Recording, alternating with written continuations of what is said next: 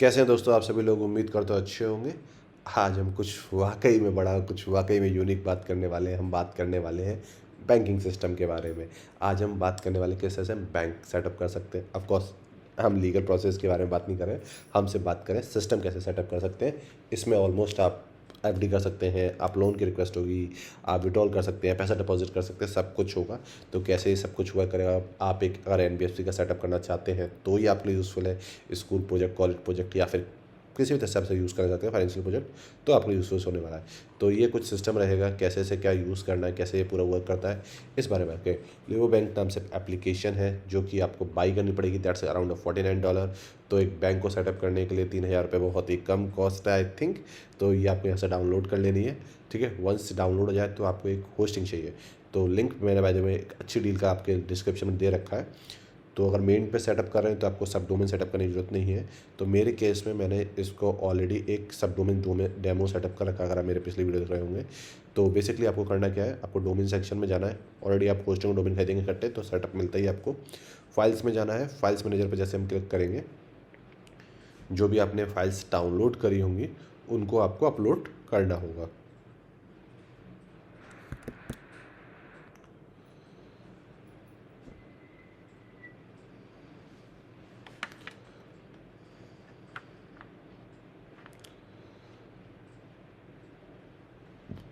तो नॉर्मली आप यहाँ पे अपलोड करते हैं अगर आप मेन साइट सेटअप कर रहे हैं। मैं सब डोमेन सेटअप कर रहा हूँ तो मेरे सब डोमेन का नाम है डेमो। तो मैं यहाँ पे जाऊँगा, जो भी मेरी फाइल का सोर्स कोड है या देख सकते हैं उसको मुझे अपलोड कर देना है। साथ में जब तक वो हो रहा है तब तक आप डाटाबेस जाएंगे। डाटाबेस में अपना डाटाबेस नेम, यूज़र नेम और पासवर्ड डालेंगे। देखिए इंटरफेस डिफरेंट हो सकता है पर जो भी आपका प्रोसेस होगी वो सेम रहेगा, ठीक है। अलग अलग होस्टिंग का अलग अलग इंटरफेस होता है, अलग अलग सीपीएल का। तो बेसिकली आपको एक डाटाबेस क्रिएट कर लेना है विद यूज़र नेम और पासवर्ड।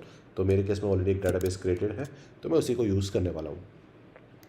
तो इसको जितना भी टाइम लगेगा आपकी होस्टिंग पर अपलोड होने में। और बाय द वे अगर आपको ये वीडियो काफ़ी अच्छा लगे तो make sure like and subscribe. इस तरीके के वीडियो के लिए आपके चैनल को सब्सक्राइब जरूर करिएगा। तो यहाँ पे चलते हैं, यहाँ पे अनसब्सक्राइब कर देते हैं। तो यहाँ पे हम डालते हैं डेमो और हमारा सोर्स फोल्डर यही रहने वाला है। ये हमारी फाइल सारी हो गई। अब हमने जो भी हमने होस्टिंग सेटअप करी थी, जो भी हमारा सब डोमेन सेटअप किया था उसके तो your server is ready to installation ऐसा कुछ लिख के आ जाएगा। तो यहाँ पे आपको डालना है डाटाबेस का नाम, डाटाबेस का नाम। यहाँ पे डालना है आपको जो भी आपके लॉगिन क्रेडेंशियल थे, ठीक है। सेम यहाँ पे आ गया। अब आपके लॉगिन डिटेल सेटअप क्या करना है, तो मैं यहाँ पे एडमिन डिटेल्स के साथ ही जा रहा हूँ, ठीक है। और मैं यहाँ पे लॉगिन क्रेडेंशियल डाल देता हूँ। अब यहाँ पे आता है कंपनी का नाम। तो हम यहाँ पे जा रहे हैं एसबीआई बैंक के साथ। और कुछ अभी क्लिक नहीं कर रहा है, बैंक करना है, नॉट बैक, ठीक है। तो सेम हम यहाँ पे एसबीआई बैंक ही डाल देते हैं। यहाँ पे फ़ोन नंबर की जगह मैक्स बजट नंबर डाल देते हैं। ईमेल एड्रेस सही है। टाइम जोन आप कोलकाता का कहाँ पे है, हमारे जीएमटी। तो ये रहा हमारा कोलकाता, हमने टाइम जोन सेलेक्ट कर लिया। जो भी आपने क्रेडेंशियल डाले होंगे आप इसे लॉगिन कर लेंगे। तो ये फर्स्ट आपका खुला है जो कि एडमिन पैनल है, ठीक है। तो यहाँ पे आपकी सारी डिटेल्स होगी, फ़ोन नंबर, एड्रेस वगैरह। यहाँ पे आप सिस्टम सेटिंग सेटअप करेंगे किस साइड है। तो बेसिकली इसमें ऐसा कुछ नहीं करना। तो ईमेल वेरिफिकेशन बाय डिफ़ॉल्ट मैंने डिसेबल कर रखी है पर आपको उसको अनेबल करना है। अब अकाउंट नंबर आपको कैसे बनाना है, सपोज आपने देखा होगा एक्सेस का 3000 से स्टार्ट होता है, ठीक है। आप अपने अपने हिसाब से नंबर अपना डिसाइड कर सकते हैं, ठीक है। सेकंड अनेबल केवाईसी, आपको केवाईसी अनेबल करनी है तो आप इसे कर सकते हैं, हाँ, ठीक है।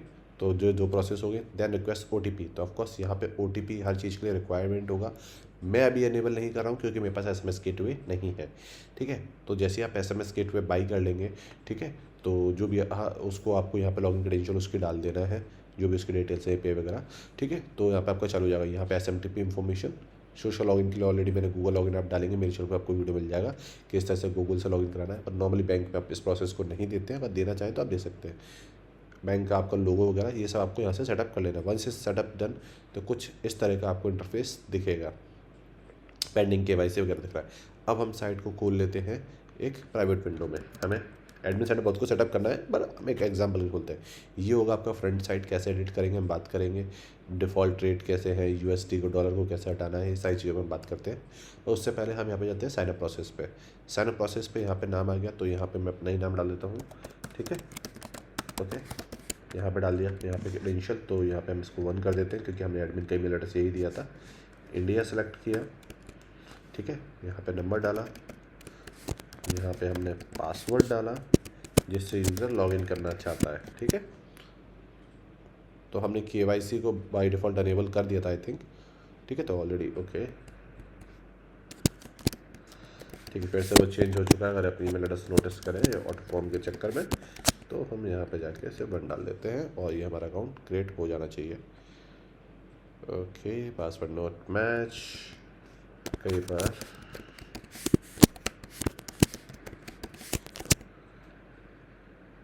लेट्स सी, ठीक है, हमारा अकाउंट यहाँ पे खुल चुका है, ठीक है। तो फाइनली आपका अकाउंट खुल चुका है, आपको अकाउंट नंबर मिल चुका है, यहाँ पे USD, यूरो और USD बैलेंस आ रहा है। इसको अभी हमें चेंज करना है, तो यहाँ पे सेंड ऑप्शन मनी है, एक्सचेंज ऑप्शन है, ठीक है। अगर हम डिपॉजिट पे जाते हैं तो हमारे पास ऑटोमेटिक डिपॉजिट का ऑप्शन है, बस ब्लैंक आ रहा है, क्यों? क्योंकि हमने अभी कुछ बैकग्राउंड में सेटअप नहीं किया, तो उसको हम ओपन ही छोड़ देते हैं। अब हम चलते हैं हमारे एडमिन पैनल साइड। तो फर्स्ट, ठीक है, तो कुछ इस तरह का आपको ऑप्शन मिलेगा। हम यूज़र पे जाते हैं, तो हमारे यहाँ पे आप देखिए, यहाँ पे हमें यूज़र का ऑप्शन मिल चुका है, ठीक है। अकाउंट वेरीफाइड, आपको यहाँ पे क्लिक करना है। तो जो भी आपको ब्रांच सेलेक्ट करनी है, तो पहले आपको ब्रांच बनानी होगी। तो ब्रांच कैसे बनाएंगे, यहाँ पे आपको ऑप्शन मिल जाएगा। तो यहाँ पे आपको गए, तो मैं यहाँ पे गोले ब्रांच डाल देता हूँ नाम, ठीक है, और सिर्फ अपडेट कर देता हूँ। बाकी इन्फॉर्मेशन आप अपडेट करना चाहें तो अपडेट कर सकते हैं। तो यूज़र हो गया। अब मेरे को चाहता हूँ कि डिपॉजिट का ऑप्शन अनेबल हो, तो डिपॉजिट को अब या ट्रांजैक्शन किसी भी सेटिंग को अनेबल करने के लिए आपको गेटवे चाहिए होगा। ऑफकोर्स ये कम्प्लीटली बैंकिंग सिस्टम नहीं, तो आपका अपना खुद का गेटवे नहीं होगा। तो आपके पास पेपल, स्ट्रिप, रेजर पे, पे स्टैक, अभी ना क्रिप्टो ऑप्शन भी है। तो इस तरह का कुछ बैंक बनाना चाहे तो वो भी आप कर सकते हैं, ठीक है। तो रेजर पे का ऑप्शन आ गया, तो यहाँ पर रेजर पे को अनेबल कर देते हैं। करेंसी INR सेलेक्ट कर लेते हैं। अब रेजर पे की ID कैसे आए, तो हमें रेजर पे की KYC करनी होगी, ठीक है, जो हम एज ए बेसिकली यहाँ से पेमेंट रिसीव कर। तो जैसा कि देख पा रहे हैं, मैं टेस्ट मोड सेटिंग में आ गया हूँ। यहाँ पे आपके 2 ऑप्शन आते हैं, लाइव मोड, टेस्ट मोड। तो आप जैसे टेस्ट मोड पे क्लिक करेंगे, तो मैं टेस्ट मोड पे आ गया हूँ। सेटिंग्स में जाना है, API की पे जाना है, जनरेट पे क्लिक करना है। इमीडिएटली मेरे, आपके में शायद नहीं हो, अगर आप फर्स्ट टाइम यूज़ कर रहे हैं, तो मेरे में है, तो मैं यहाँ पे डालूँगा अभी के अभी, और ये मेरे की सीक्रेट्स हो गए।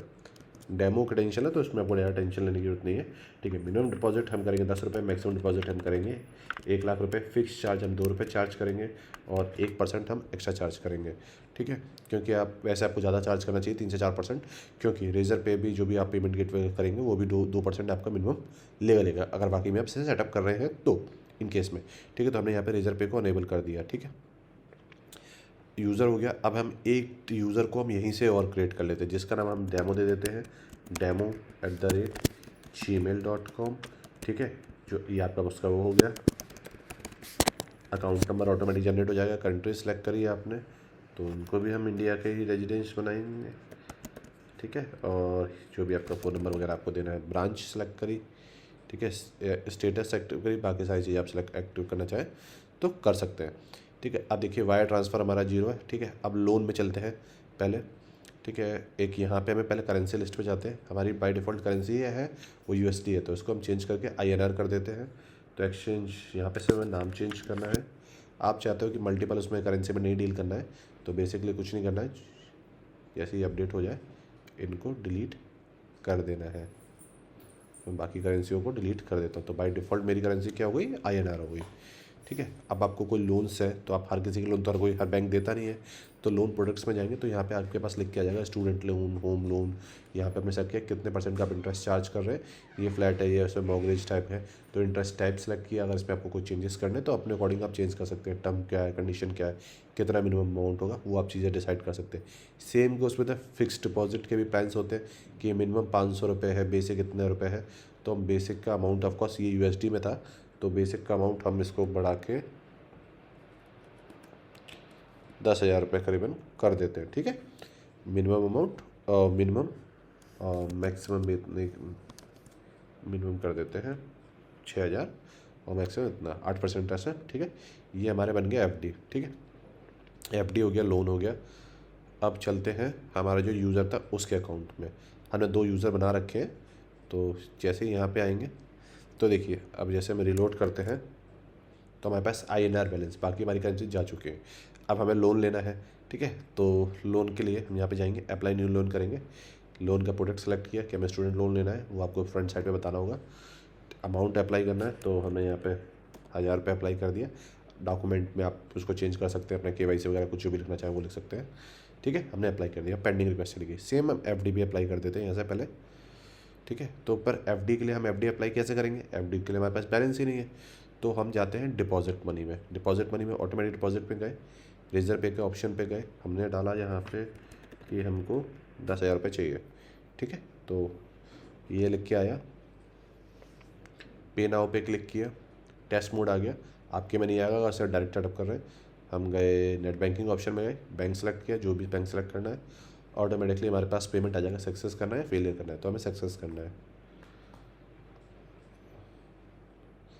देखिए हमारे अकाउंट में 10,000 रुपये बैलेंस आ गया। अब FD हम कर सकते हैं, बैलेंस होगा तभी तो आप FD करेंगे। यहाँ पे गए, प्लान सेलेक्ट किया, बेसिक, करेंसी, सबमिट रिक्वेस्ट, तो हमने FD कर दिया, लोन कर लिया। अब चलते हैं वापस एडमिन पैनल की साइड। ठीक है, तो जैसे हम FD में यहाँ पे आएंगे, पेज को रीलोड करेंगे, आप देखिए दोनों जगह पे हमारे पास एक नोटिफिकेशन आ चुकी है। तो हम यहाँ पे जाएंगे, तो ऑल लोन पे जाएंगे, तो यहाँ पे हमारे पास ऑप्शन आ गया, व्यू पे क्लिक करेंगे, तो यहाँ पे आ गया आपको। अब बाकी प्रोसेस ऑफ कोर्स सब कुछ ऑनलाइन नहीं होता, कुछ ऑफलाइन होता है। कोलैटरल में आप गिरवी में बेसिकली आप क्या रख रहे हैं वो आप यहाँ पे चीज़ देख सकते हैं। अगर आपको अप्रूव करना है तो अपने अप्रूव कर देंगे automatically. Loan ID must required, तो वो हम अभी करते हैं। यहाँ पे आपके रिशेड्यूल पेमेंट आ जाएगा, यहाँ पे बाकी सब कुछ आ जाएगा। एडिट पे गए तो लोन ID जो भी आपकी केस फाइल बोलते हैं, लोन फाइल बोलते हैं, तो हमने एक नंबर जहाँ पे जनरेट कर दिया ऑफलाइन। ठीक है, एडमिन पैन से। अब हमने इसको यहाँ पे व्यू पे क्लिक किया और क्लिक पे अप्रूव कर दिया, तो अप्रूव हो गया। यहाँ पे देखिए ये ऑटोमेटिकली पेमेंट उनके अकाउंट से कटता रहेगा रेजर पे के थ्रू, अगर उसको पास पेमेंट का ऑप्शन आएगा बेसिकली। ठीक है, तो अगर कोई रीपेमेंट होता है तो यहाँ पे वो दिखने लगेगा। जैसे कि अगर हम ओके, पहले मुझे FD और कर दे दीजिए, तो हम यहाँ पे जाते हैं FD ऑप्शन में, आया, अप्रूव किया, तो अप्रूव हो गया। तो 1000 रुपये की FD हो गई और 10,000 रुपये, 1 लाख रुपये का मैं अमाउंट ट्रांसफ़र कर दिया। अब यहाँ पे चलते हैं ऑल यूज़र में, दूसरे वाले यूज़र का अकाउंट नंबर को कॉपी कर लेते हैं कि अकाउंट टू अकाउंट ट्रांसफ़र कैसे होगा। यहाँ पे गए, अभी तक हमारा अमाउंट 10,000 रुपये, देखते हैं हमारे लोन। तो देखिए हमारी जो नेक्स्ट अमाउंट हमें पे करना है EMI, वो देखिए लोन की कैसा कि पे नाउ पे क्लिक करते हैं, मेक पेमेंट पे क्लिक करते हैं, तो अभी हमने उसको डायरेक्ट कर रखा था इसलिए डायरेक्ट पेमेंट हो गया। अब हमें यहाँ पे सेंड मनी करना है किसी और अकाउंट में, तो हमने यहाँ पे डाला अकाउंट नंबर दूसरे का, करेंसी सेलेक्ट करी, हमें डालना है 500 रुपये और हमने सेंड पे क्लिक कर दिया, तो अमाउंट ट्रांसफ़र, अब उनके अकाउंट में अमाउंट चला जाएगा। तो इस तरह से काफ़ी सारे ऑप्शन है। आपको रिक्वेस्ट करनी है, आपको विड्रॉल करना है, विड्रॉल का ऑप्शन को हमें सेट करना होगा, जो हम अभी सेट करते हैं। ठीक है, तो विड्रॉल के ऑप्शन को सेट करने के लिए बेसिकली ये सारे ऑप्शन होंगे। हमने सेंड मनी बात कर ली, वायर ट्रांसफ़र बात कर ली बेसिकली। ठीक है, तो हमने deposit money, loan, fix deposit. अब हमें बात करना है कि हम विड्रॉल कैसे करेंगे। तो विड्रॉल के लिए देखिए मैनुअल प्रोसेस रहेगी, तो उसमें आपको सीधी सी बात है, अपने बैंक से आप किसी और बैंक में चाहते हैं तो IFSC कोड वगैरह सब में प्रोसेस करनी पड़ेगी। तो जैसे हम ऑल ट्रांजेक्शन में जाएंगे, सॉरी विड्रॉल ऑप्शन में जाएंगे, कोई भी रिक्वेस्ट नहीं है। ठीक है, हमारे पास देखिए मैनुअली किसी अकाउंट में करना है, तो यहाँ पे तो हमें क्या करना होगा, ट्रांजेक्शन सेटिंग में जाना है, विड्रॉल मेथड में जाना है, यहाँ पे ऐड न्यू मेथड में जाना है, जो भी आपने यहाँ पे नाम देना है। ठीक है, NIFT दे देते हैं। ठीक है, NIFT, ठीक है, करेंसी सेलेक्ट करी, स्टेटस एक्टिव कर दिया, मिनिमम अमाउंट हम 100 रुपये करें, 1000 रुपये कर देते हैं, 10,000 रुपये, फिक्स चार्ज 2 रुपये, 2%। अब क्या चाहिए उसके लिए, बैंक का नाम चाहिए आपको। ठीक है, आपको IFSC कोड चाहिए। अगर आपको और कोई भी इंफॉर्मेशन नेसेसरी लगती है जो कि आपको ट्रांसफ़र चाहिए, तो जब भी कोई विड्रॉल रिक्वेस्ट करेगा तो ये सारी इन्फॉर्मेशन आएगी। अब हम चलते हैं ए वाले यूज़र में, यहाँ पे जाके हम फर्स्ट यूज़र में काफ़ी ज़्यादा ट्रांजेक्शन करते हैं, व्यू पे क्लिक करते हैं, ट्रांजेक्शन पे क्लिक करेंगे तो आपको दिखेगा ट्रांसफ़र हुआ है, लोन अमाउंट है। ठीक है, लोन आया, फिक्स डिपॉजिट किया, आपको ऐड अमाउंट करनी है, फिक्स डिपॉजिट करना है, कोई कस्टमर सपोर्ट उन्होंने मांगा, कोई SMS भेजना है, तो ये सारे बेसिकली आपको ऑप्शन इसमें मिल जाते हैं। ठीक है, तो अब आपके पास विड्रॉल ऑप्शन वहाँ पे आपके पास आ जाएगा। कोई सर्विसेज में आपको चेंज करना है, पेजेस में, फ्रंट वेबसाइट में, तो वो सारी चीज़ें आप यहाँ से चेंज कर सकते हैं। उम्मीद करता हूँ ये एक कंप्लीट फाइनेंशियल बैंक का सिस्टम आपको यूज़फुल लगा होगा। अगर ये वीडियो आपको अच्छा लगा है तो लाइक से subscribe, see in the next